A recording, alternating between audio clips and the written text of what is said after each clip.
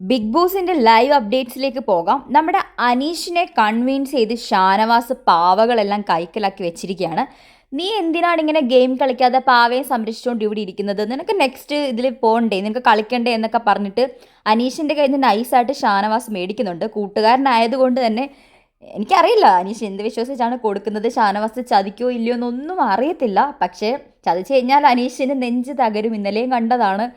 എന്തായാലും അനീഷ് അത് വിശ്വസിച്ച് കൊടുത്തിട്ടുണ്ട്. അടുത്ത ഗെയിം കളിക്കാൻ വേണ്ടി പോകുന്നുണ്ട്. ഇവിടെ ഷാനവാസ് കളിക്കുന്ന ഒരു ഗെയിം എനിക്കതിൽ കുറച്ച് ഡൗട്ടുണ്ട്.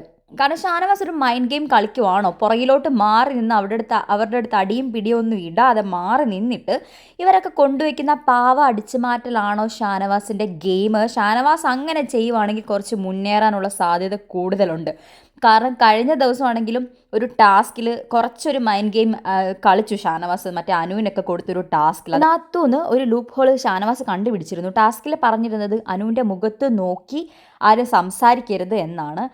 പക്ഷെ അത് അനുവിന് മനസ്സിലാക്കാനും പാടില്ല. അപ്പം ഷാനവാസ് കണ്ടുപിടിച്ച ലൂപ്പ് ഹോൾ എന്ന് പറഞ്ഞാൽ അനു പറയുന്നത് സംസാരിക്കാതെ മിണ്ടാതെ നിന്ന് കേൾക്കാമല്ലോ. അനുവിൻ്റെ മുഖത്ത് നോക്കി നിന്ന് അനു പറയുന്നത് കേൾക്കാമല്ലോ. സംസാരിക്കുമ്പോൾ തല മാറ്റി പിടിച്ച് അല്ലെങ്കിൽ ഫേസ് മാറ്റി പിടിച്ച് സംസാരിച്ചാൽ പോരെ എന്നൊരു ലൂപ്പ് ഹോൾ ഷാനവാസ് കണ്ടുപിടിച്ചിരുന്നു. അപ്പം ഇതിനകത്തും ഷാനവാസ് അങ്ങനെ ഒരു ഗെയിമാണോ പ്ലാൻ ചെയ്യുന്നതെന്നൊരു ഡൗട്ടുണ്ട്.